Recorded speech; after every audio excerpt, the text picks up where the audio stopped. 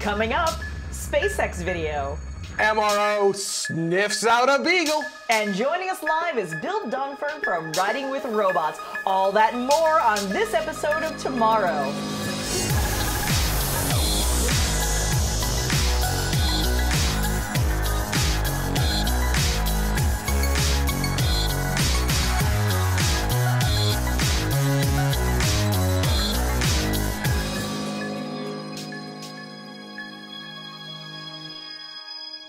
Welcome to Tomorrow's Season 8, Episode 2. I am your co-host, Carrie Ann Higginbotham. With me, soon to be, is our host, Benjamin Higginbotham. He'll be joining us a little bit later on. And I want to make sure that I give a shout out to our patrons of tomorrow, our premier patrons, because otherwise I will get yelled at. These are the people who have donated $10 or more to this particular segment, and we are ever so thankful. And I love all of these names. It's so...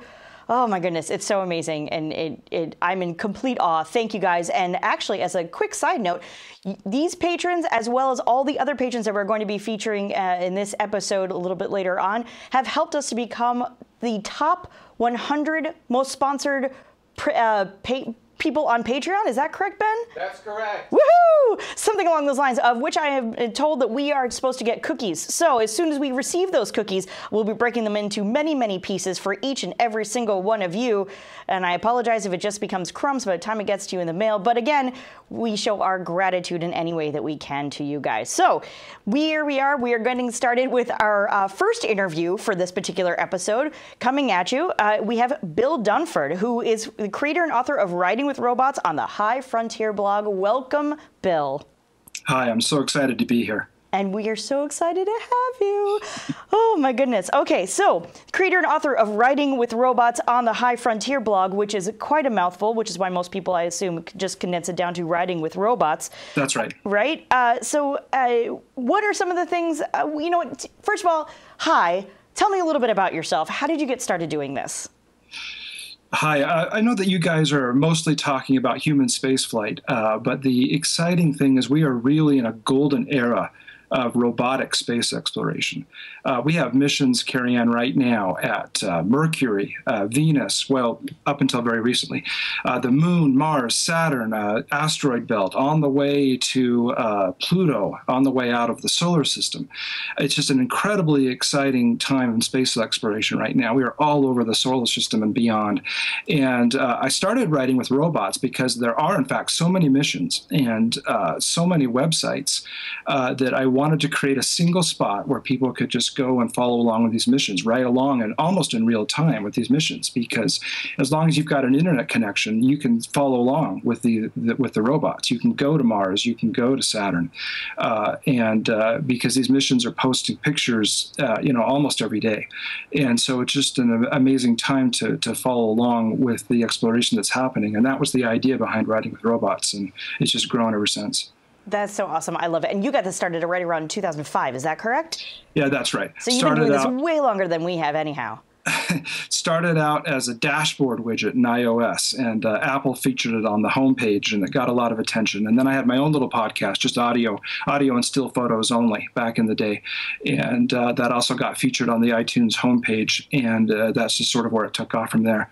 That's so awesome. I love it. Actually, when Ben and I first started, the reason that we chose human spaceflight was because of shuttle coverage and what have you. But when we first discussed talking about space, I was like, gosh, there's so much to talk about. When we started looking into it, we had to try and narrow it down and try, right. Pick something. So no, it's we're not against robots in any way, shape, or form. We just, right. we chose a different focus. But that's why we have you here to explain to us all of our wrong ways. I'm just kidding. So why robots? Why, we chose human spaceflight. Why robots for you? The human body is an amazing thing, and it's also very, very easy to kill. And robots can just simply go places where we can't yet, and at least in a way that's relatively affordable, relatively fast. Here we're looking at a very recent picture from the surface of Mars, and you can see the little robot hand there kind of waving at us or raising the American flag there over the surface at Endeavour Crater. here on Mars, and they can be these robots can be our hands, can be our eyes in these places we can't get to yet. There's a scene from the other side of the planet, from the Curiosity rover in Gale Crater, and there's a science fiction landscape that I hope that people will be seeing with their own eyes soon. But for now, we all get to go there, thanks to these amazing little machines that we've sent as our emissaries. That's so awesome. That's it is truly, truly amazing. And I think we actually are going to be talking about going to Pluto a little bit later on Great. in the show. So I'm glad that you brought that up at all anyway. So why the debate always comes up, why robots instead of humans? Do you have an answer for that? No, I think I think it's not rather than. I think it's hopefully both, right? Hopefully it's a partnership, and it has been. When the Apollo astronauts landed on the moon, they had been preceded by the Surveyor landers. So those machines went in advance, landed, made sure they wouldn't fall through the topsoil and sink into the dust, and they go in advance and they kind of pave the way. And we work together with them. Awesome. That's an amazing picture. So we get this question a lot, partly because we focus on human spaceflight, but you and I were talking before the show that you get this question a lot as well, as in, why explore space at all when we have so many problems here on Earth?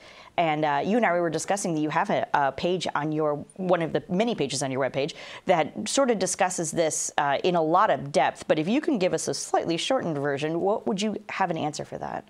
Sure. Well, my answer is that exploring space is about the problems on Earth. Mm-hmm. There are countless examples of things we benefit from every day that are a direct or an indirect result of space exploration. An easy example is weather forecasting.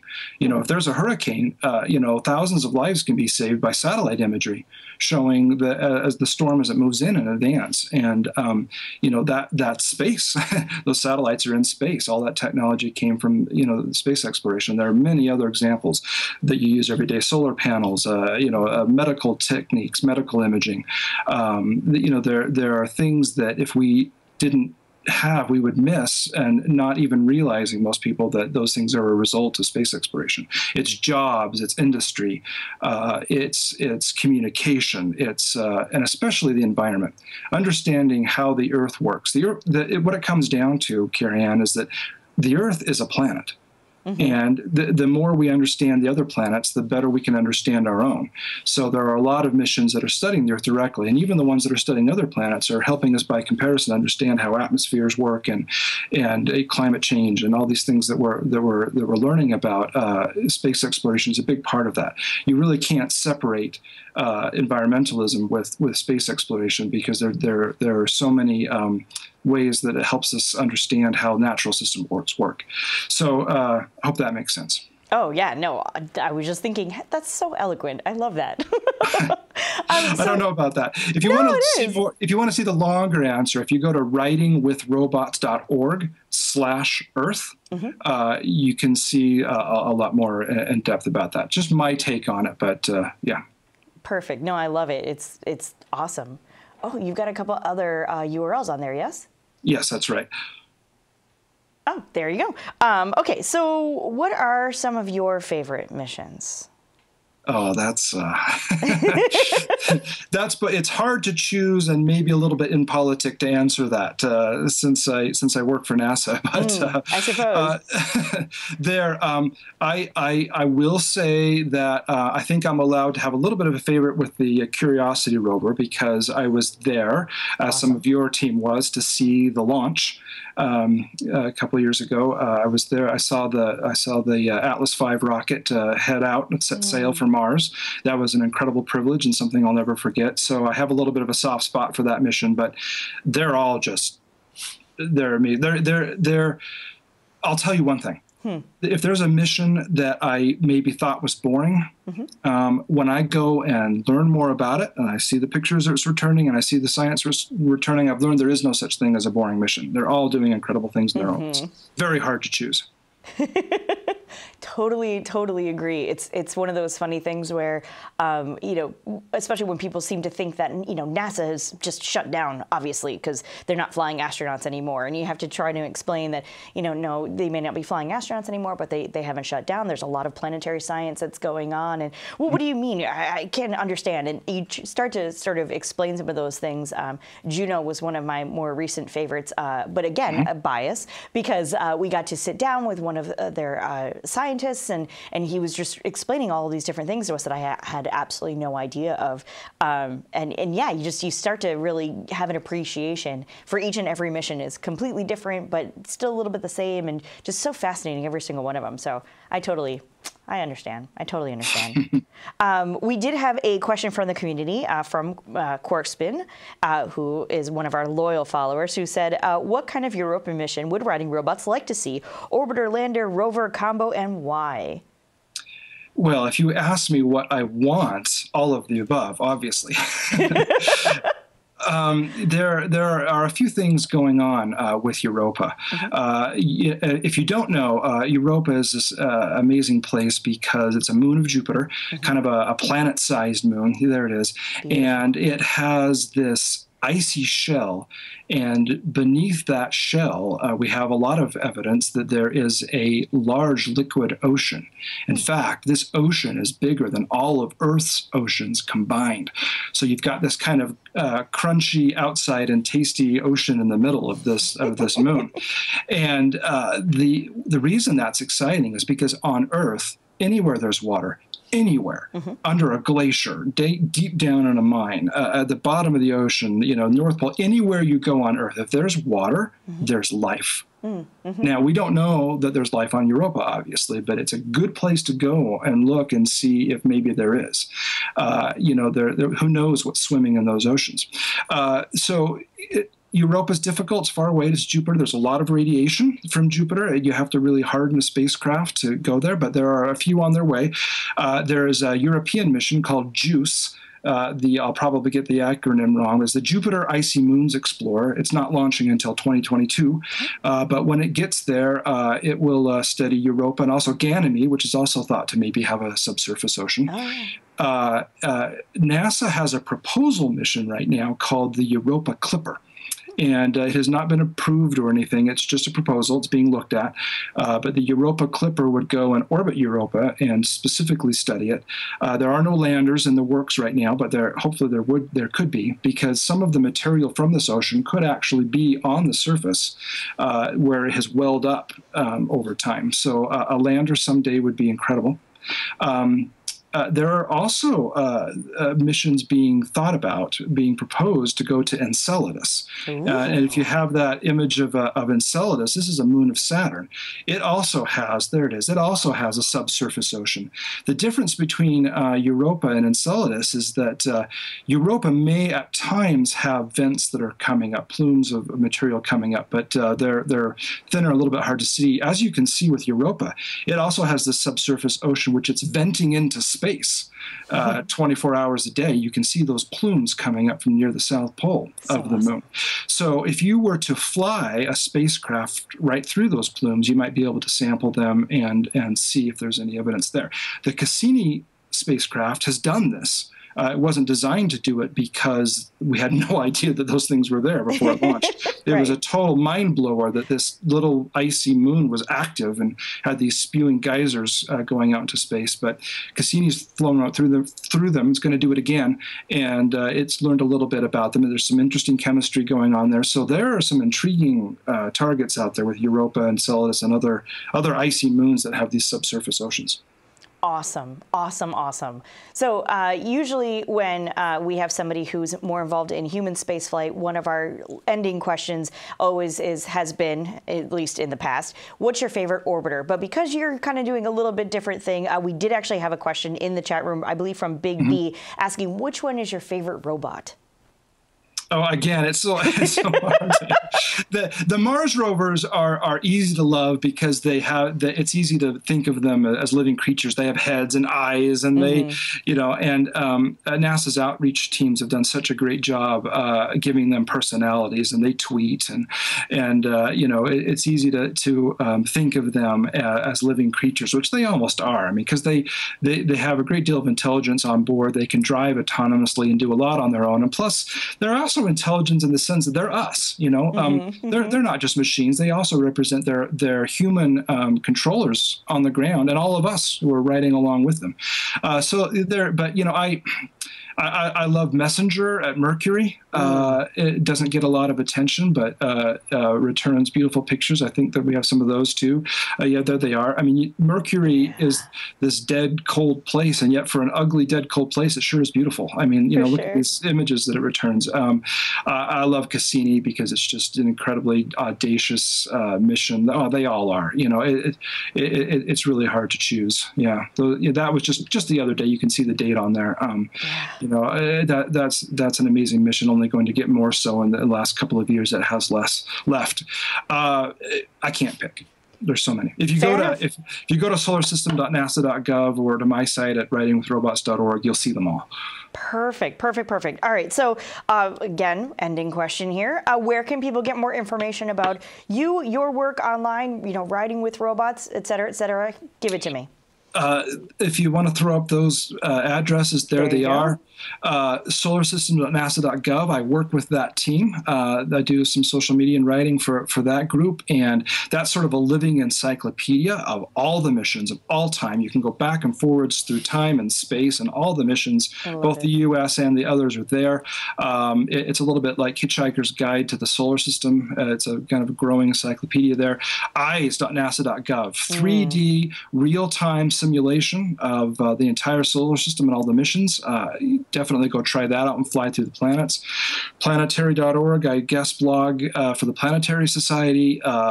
Fantastic writers and editors there that will keep you up to speed. And finally, last but not least, is my site.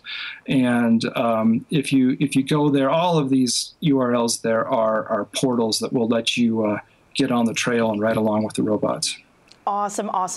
So for sure, maybe by the time we get New Horizons out to Pluto, July-ish or so, we can have you back on. You can tell us about all of the things that we're actually seeing so we can understand them. Anytime. Let me just say one last thing. That this is an incredible, exciting year. I said it's a golden age, especially this year, because we're going to places that we've never been before. Blank spaces on the map. I mean, this is like Columbus. This is like Magellan. We're going to the dwarf planet Ceres in March, never before seen world. And then, like you said, in July, we're going past Pluto, two places that we have never seen before. We have no idea what's there. Well, we have ideas, but never before seen. And both of those things are happening this year. So this is an incredible year to start following along if you haven't been. You picked a good time. Awesome. Thank you so much, Bill. Thank you for joining us. This has been really great, and I can't wait to have you back on. And so when we come back, because we're going to take a little bit of a break, when we come back, we will be doing all brand new space news coming at you.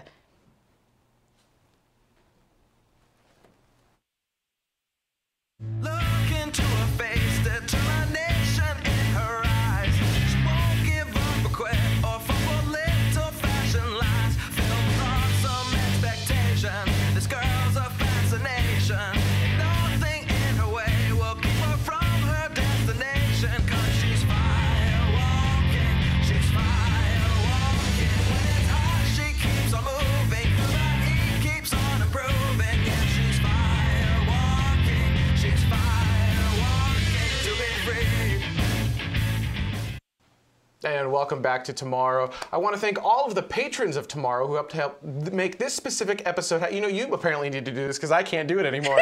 These are the people who have contributed at least $5 to this specific episode. Oh, hey, new feature. If you check it out, they're actually color-coded now. So you can see you've got the black kind of. Those are the Patreon Premier members. And then you've got the Patreon producers in blue sitting right down there. Nice. And we are a crowdfunded show. Every single dollar helps. It helps us For example, new encoders, the new set you see behind us, the new lights, and then hopefully we'll be able to do cool new things with content and whatnot. So every single dollar helps. You can get more information over at patreon.com/TMRO. Holy cats, we were gone for a week because we had our anniversary trip to annual pilgrimage to Disney World.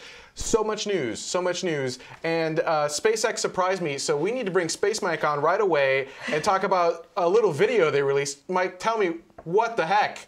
Oh my goodness. I know, oh my right? goodness. This thing is epic.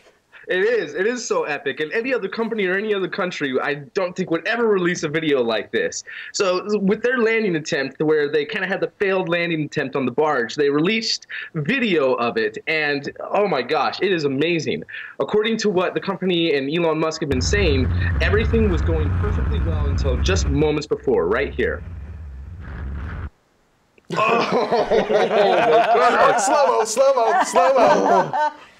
Oh, I would hate to be that camera. Just, oh no, oh no, oh no. Oh, yeah. Yeah. Wow. Yeah. As amazing of an explosion that is, it's like I said before, this is just amazing that they were even able to do this and that their navigation systems were able to get them onto this barge. And I mistakenly said last time that it was in the Pacific Ocean, and that's, of course, incorrect. They were in the Atlantic Ocean. And they're going to do another attempt on January 31st when they launch the NOAA's Deep Space Climate Observatory. And with that, hopefully they'll have enough hydraulic fluid, because Elon Musk said that it was because the stabilizer fins or winglets that are installed on the first stage ran out of hydraulic fluid moments before the last landing, and that's why it tipped at the last moment and took off. Made for some epic video. Oh, it was really freaking cool. So amazing. Yeah, they've got more news, so stay with us because we got more SpaceX news. But there was an Atlas V launch of MUOS 3. Here's the footage. 2. We have RD-180 ignition, and we have liftoff of the United Launch Alliance Atlas V rocket, carrying the third Mobile User Objective System mission for the United States Navy. MUOS significantly enhances communications. Yeah, blah, blah, blah, blah, blah. That launched January 21st at 01:04 Coordinated Universal Time. That's the 200th launch for Atlas. Go Atlas, go Centaur. And that's what they do. That's what they do in their countdown sequence. This was the third of the Mobile User Objective System satellites, MUOS. He pronounced it much better than I did. Every time I see it, it sounds like mucus to me. Go It's on. a constellation of next-generation narrow-band satellites for the Navy. This is going to give improved ground communications to U.S. forces on the move and around the globe. That's a quote, if you couldn't quite tell.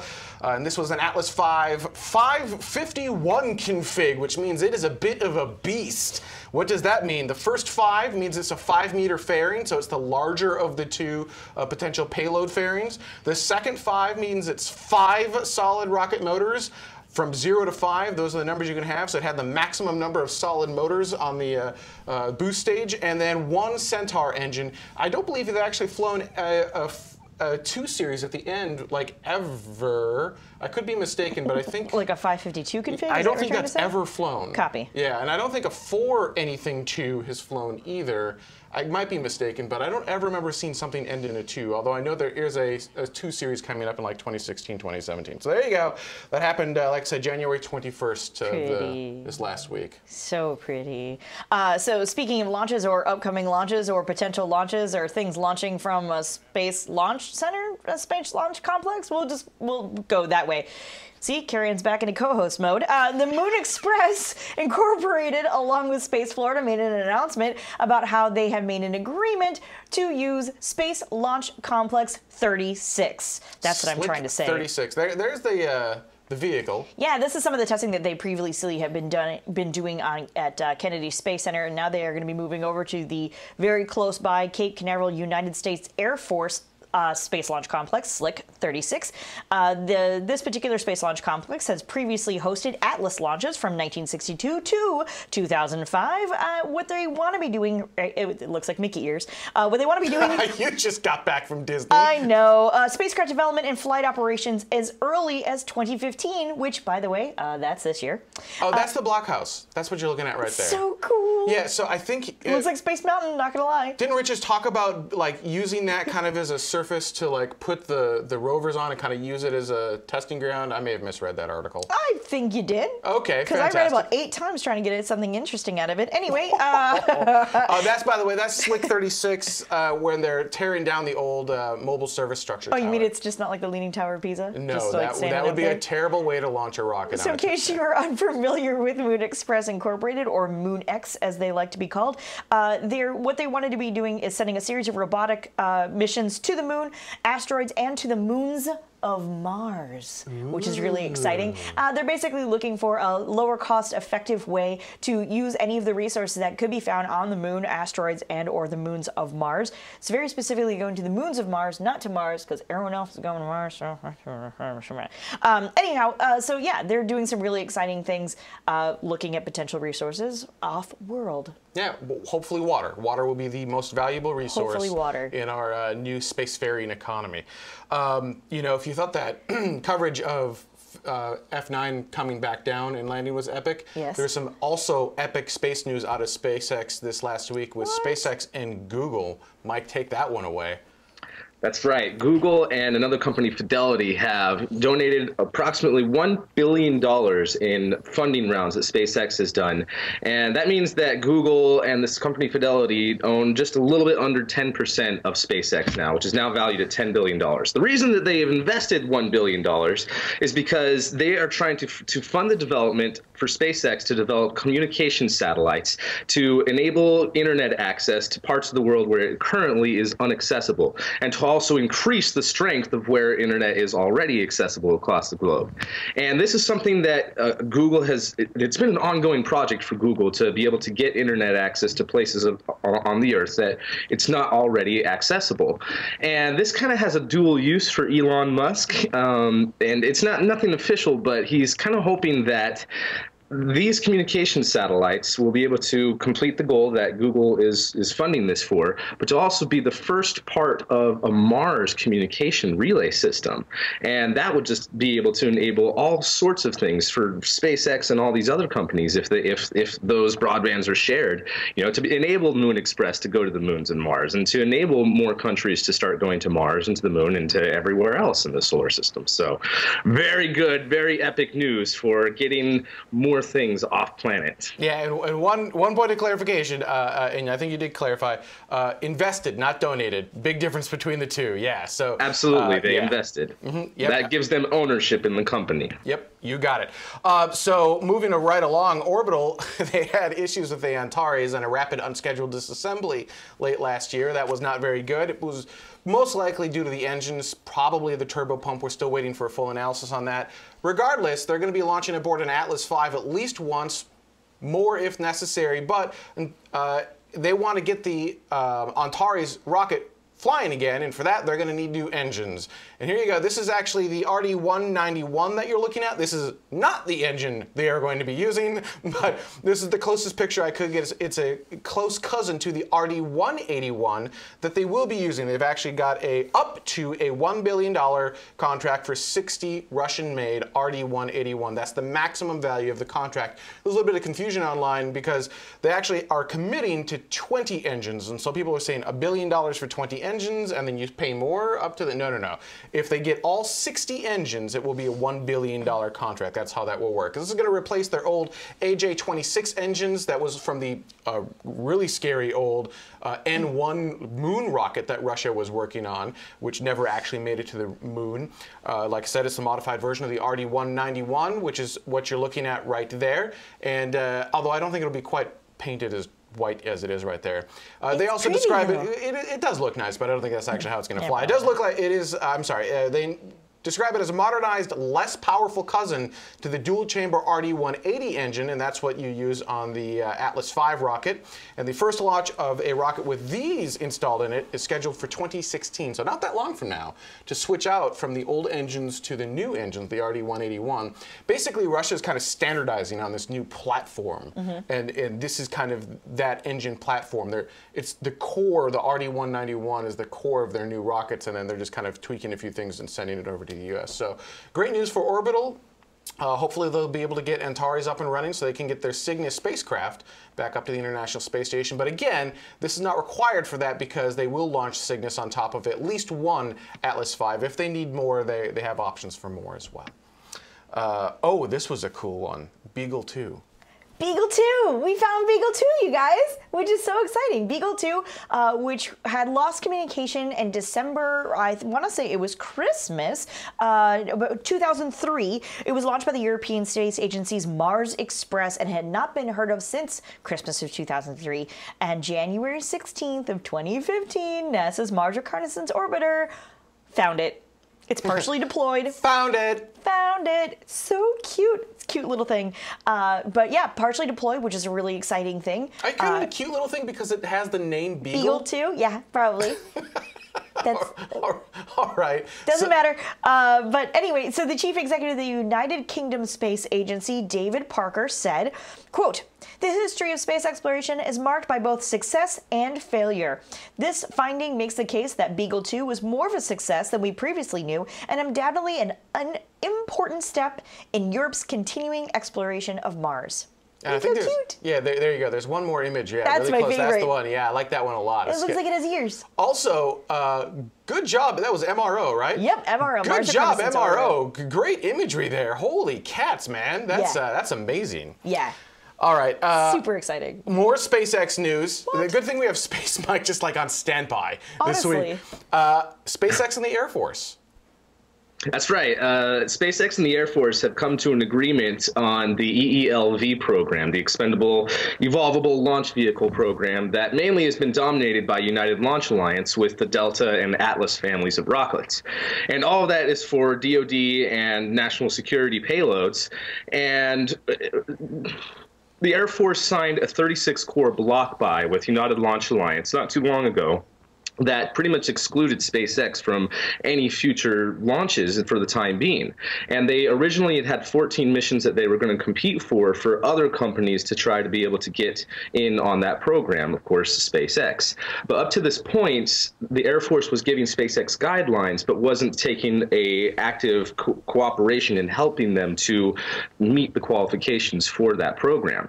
And so with this agreement the Air Force and SpaceX has come to is that the Air Force will help SpaceX to meet those qualifications. They're going to delay the time that the competition will begin for the anywhere from 7 to 14 plus missions for DoD and national security payloads, so that SpaceX can be ready and compete in that and get lots of missions. And there might be, you know, some more others. I'm not sure exactly who their competition would be other than the United Launch Alliance here in America, but it's really good. And in exchange, SpaceX has dropped the charges, the lawsuit that they had against the Air Force for doing that block buy in the first place. So everyone's happy all around, and including United Launch Alliance, because it doesn't interfere at all with that 36-core block buy that has already been penciled. Cool.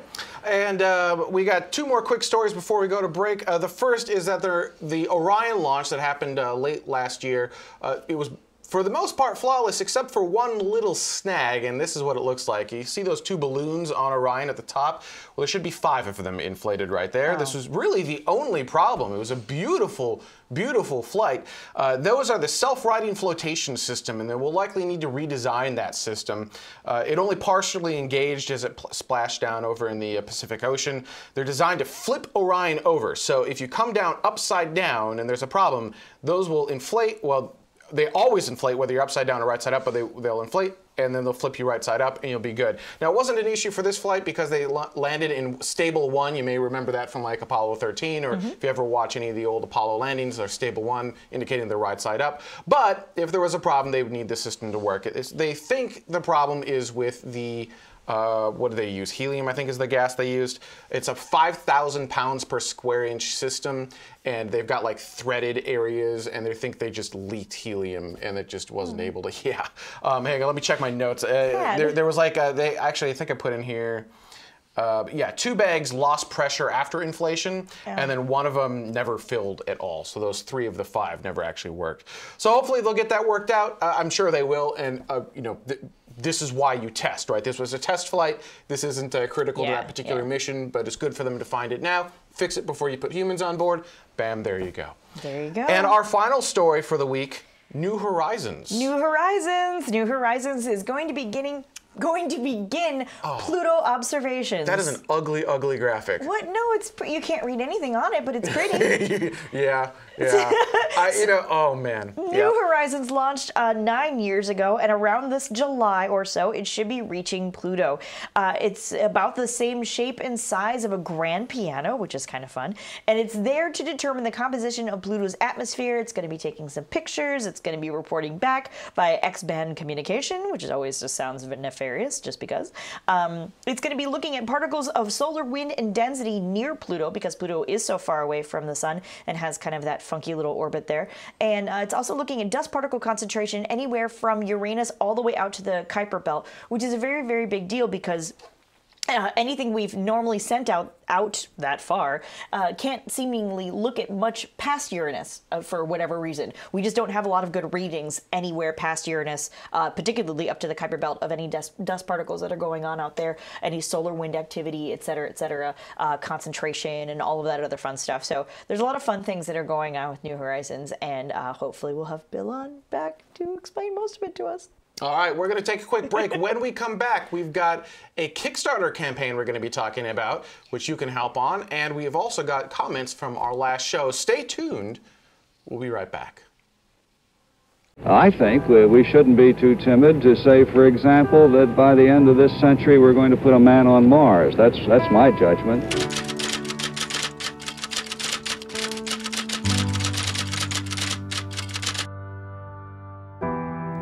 Tonight, I am directing NASA to develop a permanently manned space station and to do it within a decade.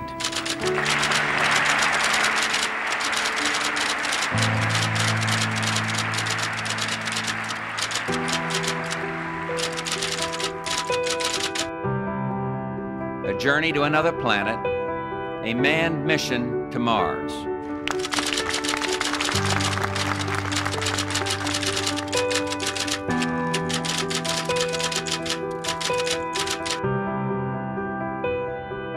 Using the Crew Exploration Vehicle, we will undertake extended human missions to the moon as early as 2015.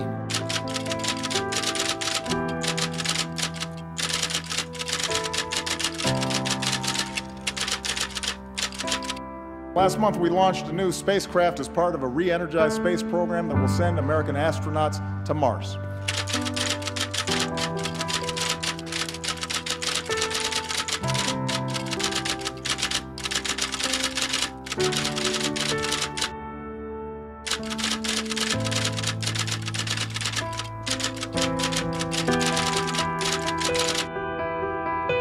If you have a president that can even spell space, you've got a miracle occurring. If you have a president that can spell space and understands the concept of settlement or permanence or operating in space in a way that's actually going to achieve something magnificent for the country,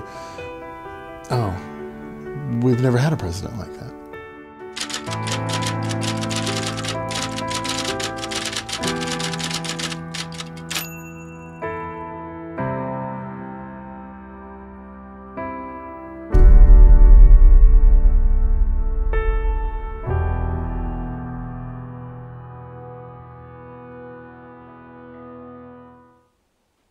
Welcome back to Tomorrow. Now, before we get into our comments from last week's show, I did want to give a huge thank you to all the patrons of Tomorrow who've helped to make this specific episode happen. These are the Patreon Plus subscribers, people who've contributed at least $3 to this specific episode. At this level and above, so basically everyone you see on the screen, you're going to get access to After Dark early. You get access to Google Hangouts and a few other awesome rewards. And you can get more information on that at patreon.com/TMRO. But there is more. Our Patreon subscribers, these are the people who've contributed $1 to this specific episode.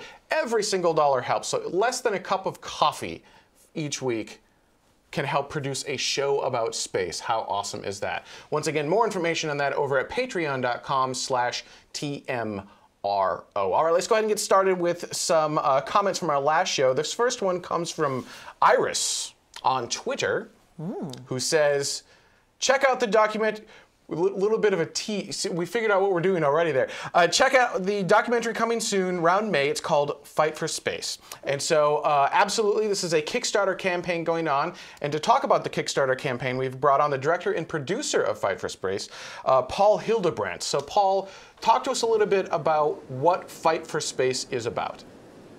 Sure. So, Fight for Space is a documentary film that basically explores, it has several purposes. One, it explores the benefits of space exploration, and it also, we examine the reasons why the space program has not been as ambitious as, some people think that it could be, since the 1970s and the end of the Apollo program.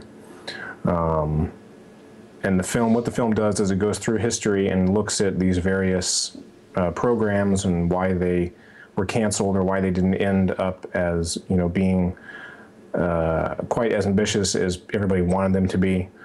And then we also look at the current programs from NASA, and we sidetrack onto commercial space as well and look at that. And we also look at what, there's been a lot of reports in the past 40 years or so of how we should be best exploring space. And we take a look at those as well and try to form an opinion at the end of the film as to what the best way would be to move forward. So this is a Kickstarter campaign. You're looking to raise $80,000 in the next 7 days or so. So citizens of tomorrow have about a week or so to help contribute. But this is not the first Kickstarter campaign for this particular movie. You've already raised $100,000. What's the difference between those two campaigns? Right. So what happened was, why we're asking for more money is because when we went into the first, when we started filming, we anticipated about 15 interviews. And the problem is, if you're familiar with a lot of sort of the hot button issues in space exploration, people are very opinionated about things like the Constellation program and the Space Launch System and things like that. And what happened was, we had people that weren't telling the truth or weren't being completely honest. And so it took us a lot more interviews to actually get the truth about those issues, because we didn't want to produce a fictional film. We felt it was very important to get the actual answers to these questions and figure out why these programs ended. That's one of the reasons. The other reason is the Johnson Space Center Media Resource Center closed down, so we lost a great resource from NASA to get footage. So we now have to transfer a large amount of film, 35 millimeter and 16 millimeter film, from the National Archives in order to provide the visual material to back up, what the people are talking about, because we obviously can't have a 90-minute film of people just talking on screen. That would be pretty boring. So we need visual material to go along with that. I think you just described this show, and it is in fact pretty boring. So what happens if you don't get funded? With everyone who contributed the initial $100,000, will you still be able to release something, or is that the end of the project at that point? No, I'm very committed to releasing the film, and it will be done whether we get funded on Kickstarter or not. We'll have to figure out a different way to get more money. Maybe it won't be $80,000, but we will release the film, and it will be released soon. This is what this is allowing us to do, is push forward with a theatrical release and get it onto broadcast television later this year, onto public television. When you're producing a film for theater and for broadcast, the technical requirements are very different than just throwing something up on YouTube. That was also part of the cost, as I thought I could do everything myself, and we'd sort of budgeted for that. And then we get into it and we realize, well, filmmaking is actually much more collaborative than we thought it was. So the film will be released. I know a lot of people think that I just took their money and ran. That's not the case.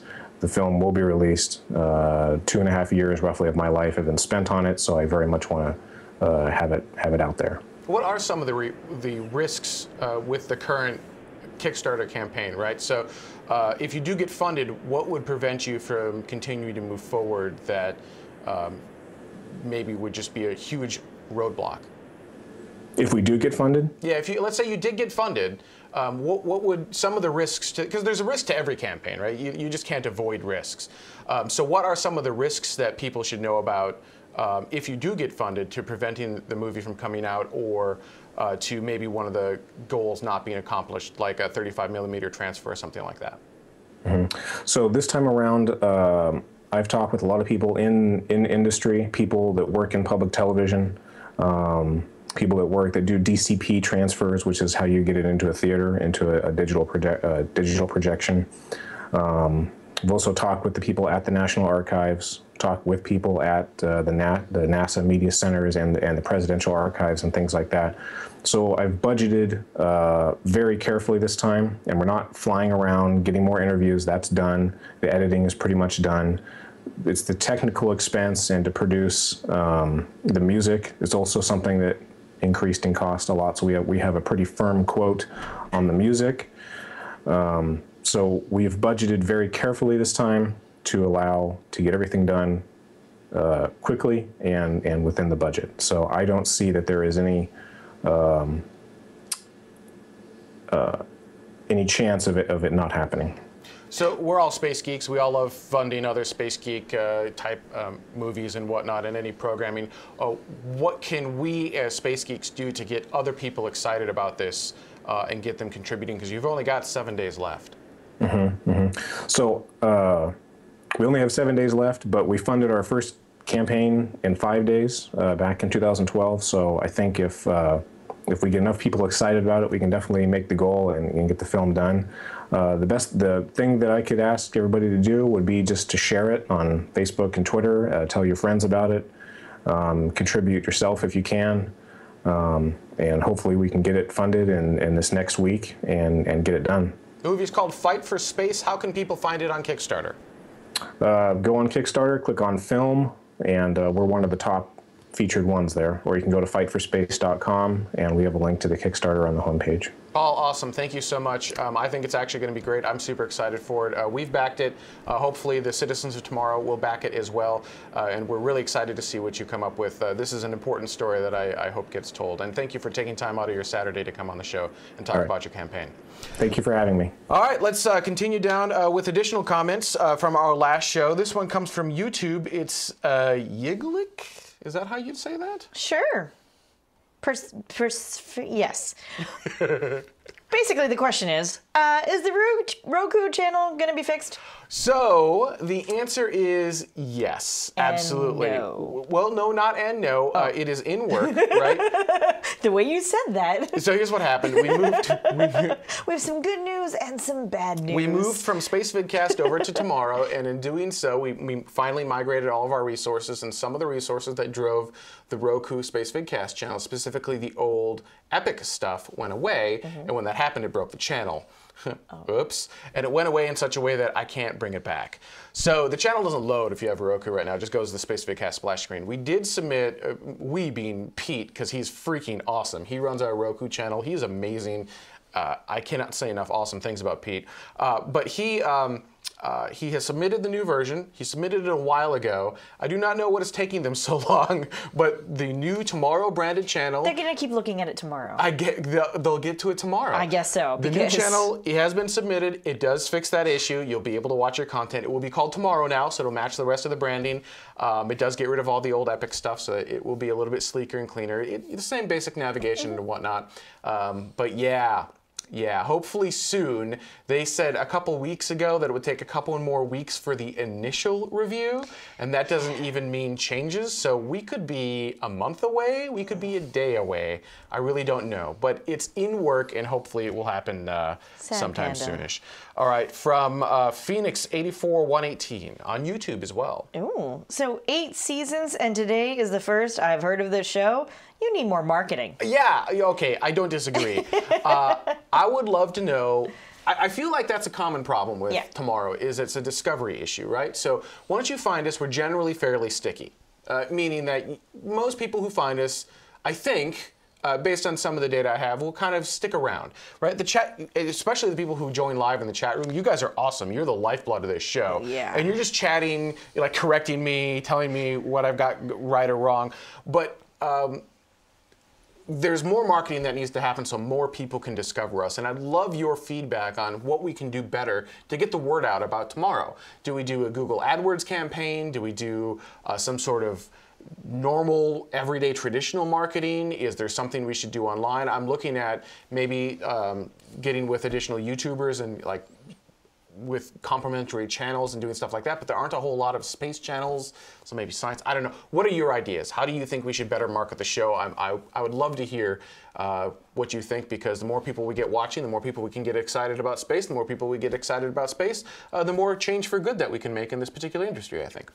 So there you go. All right, and our final comment, it comes from Twitter. It's Bill Hughesley, who says, I suspect that the biggest reason why SpaceX is practicing vertical powered landings today is because Mars has no ocean. All right, let's send that one back over to our SpaceX correspondent, Space Mike. Space Mike. Well, I think that the answer to that suspicion is both yes and no, because the powered landings that they're trying to do right now is the goal is for full reusability, to be able to land on Earth. There's not going to be any Falcon 9 first stages landing on Mars, I think, although they could have some sort of crazy huge rocket in the works that's super secret. He is an evil space villain after all.